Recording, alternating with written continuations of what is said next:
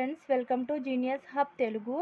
అయితే ఇప్పుడు మనం ఈ ప్రెసిడెంట్స్ని ఈజీగా ఒక కోడ్ ద్వారా ఏ విధంగా గుర్తుంచుకోవచ్చో గుర్తుంచుకుందామండి. అంతకన్నా ముందు రాష్ట్రపతి గురించి నేను కొంచెం ఇంట్రడక్షన్ అనేది ఇవ్వడం జరిగిందండి. అది చూద్దాం.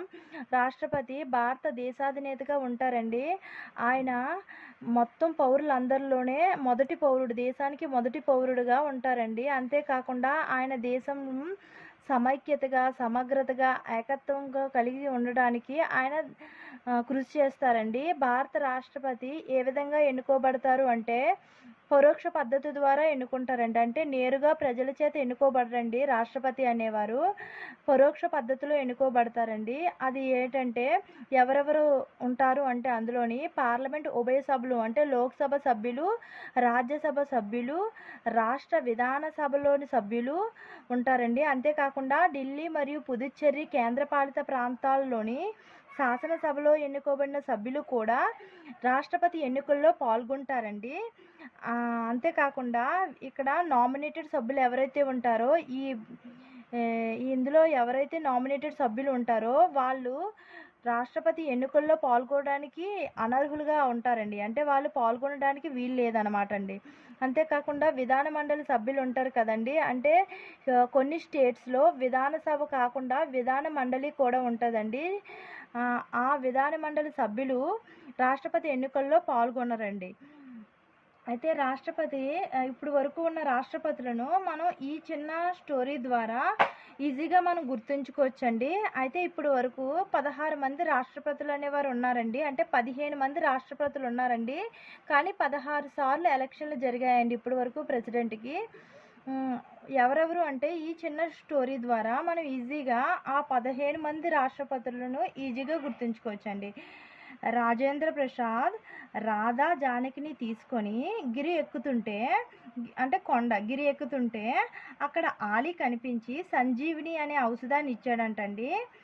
అప్పుడు ఎవరికి వీళ్ళకి జ్ఞానోదయమై వీళ్ళకి జ్ఞానోదయం అయ్యి వెంకటేశ్వరుని ప్రార్థించగా ఆయన దయ వల్ల నారాయణుడు కలలో కనిపించి ఏదైనా నీ ప్రతిభ మీదే ఆధారపడి ఉంటుంది కానీ నా ముఖ దర్శనంలో వల్ల ప్రయోజనం లేదు అని అంటారంటండి. అంటే నారాయణుడు కల్లో కనిపించాడు. ఎందువల్ల వెంకటేశ్వరుని ప్రార్థించారనమాట. వాళ్ళకి జ్ఞానోదయం అయ్యి వెంకటేశ్వరుని ప్రార్థించినప్పుడు నారాయణుడు వాళ్ళకి కలలో కనిపించి ఏం చెప్పారంటే నీ ప్రతిభ మీద ఆధారపడి ఉంటుంది కానీ నా ముఖ దర్శనంలో ఏమీ ఉండదు అని చెప్తారంటండి. అంతేకాకుండా రాముడికి పూజించిన ద్రౌపదికి పూజించినా సరే ప్రయోజనం ఏమీ ఉండదు, నీ ప్రతిభ మీదే నువ్వు ఆధారపడు అని చెప్పి ఆ స్టోరీ అలా గుర్తుంచుకున్నట్టే మనం ఇప్పుడు వరకు ఉన్న రాష్ట్రపతులు ఎవరైతే ఉన్నారో వారందరినీ ఈ చిన్న స్టోరీ ద్వారా ఈజీగా గుర్తుంచుకోవచ్చండి. రాజేంద్ర అంటే రాజేంద్ర ప్రసాద్ అండి. రాధా అంటే రాధాకృష్ణన్ అండి. రాధా అంటే సర్వేపల్లి రాధాకృష్ణన్ అండి. జాకీని అంటే జాకీర్ హుసేన్ అండి. గిరి అంటే వివి గిరి అండి. ఆలీ అంటే ఫకరుద్దీన్ ఆలీ అహ్మద్ అండి. సంజీవిని అంటే నీలం సంజీవరెడ్డి అండి. జ్ఞానోదయమై అంటే జ్ఞాని జైన్ సింగ్ అండి. వెంకటేశ్వరుని అంటే వెంకట్రామన్ అండి.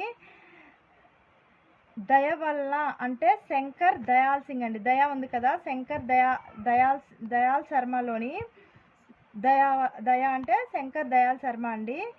నారాయణుడు అంటే కేఆర్ నారాయణ అండి. కళలో అంటే అబ్దుల్ కలాం అండి. కనిపించి ప్రతిభ అంటే ప్రతిభ పటేల్ అండి. సరిపడి ఉంటుంది. ముఖ అంటే ప్రణబ్ ముఖర్జీ అండి. రాముడు అంటే రామ్నాథ్ కోవింద్ అండి. ద్రౌపదికి అంటే ద్రౌపది ముర్ము అండి. ఇదిగోండి ఇక్కడ నేను ఇవ్వడం జరిగింది.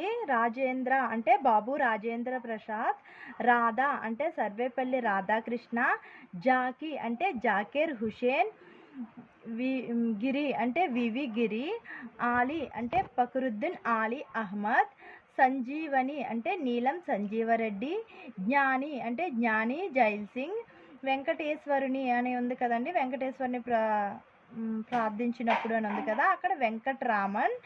దయ అంటే నా దయ వల్ల ఏమీ ఉండదు, నా ముఖ అలా ఉంది కదా. శంకర్ దయాల్ శర్మ. నారాయణ అంటే కేఆర్ నారాయణ. కళ అంటే అబ్దుల్ కలాం. ప్రతిభ అంటే ప్రతిభా పాటేల్. ముఖ అంటే నా ముఖ దర్శనంలో ఏమీ ఉండదు అని ఉంది కదా, ప్రణబ్ ముఖర్జీ. ముఖ అంటే రాముడికి అంటే రామ్నాథ్ కోవింద్. ద్రౌపదికి అంటే ద్రౌపది ముర్ము అండి.